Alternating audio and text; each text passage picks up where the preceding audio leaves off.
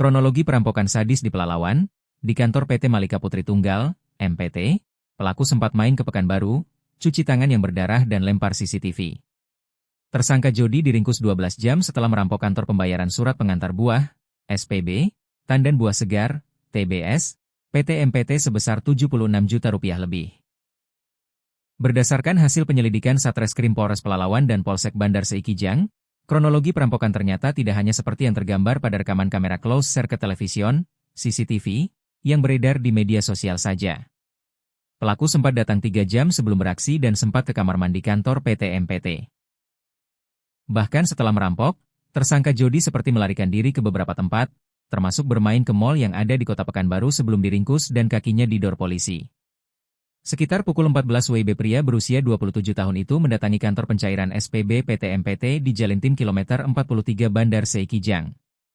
Jody sempat berkeliling memantau situasi di sekeliling kantor untuk memastikan kondisi aman dan hanya korban Putriani yang ada di dalamnya.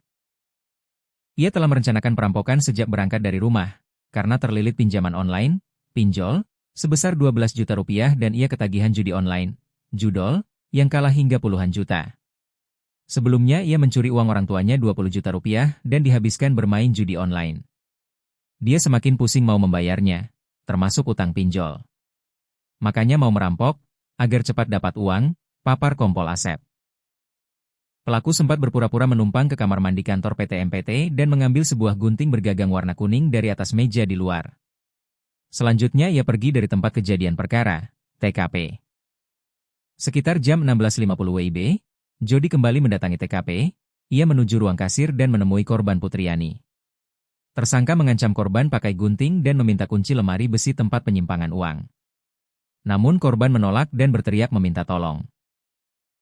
Jody melakukan kekerasan kepada wanita itu secara brutal. Mulai dari memiting, menjatuhkan korban ke lantai, memukul, menendang, menginjak kepala serta menusuk korban pakai gunting secara berulang-ulang hingga gunting bengkok dan melukai tangan pelaku.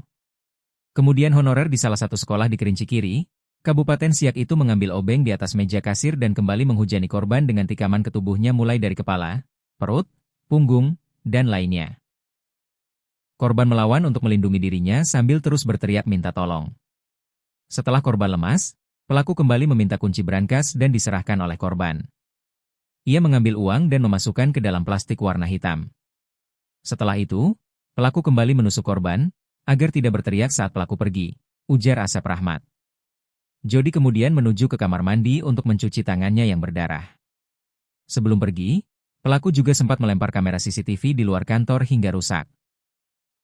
Ia tancap gas dan melarikan diri membawa uang Rp76 juta hasil rampokannya.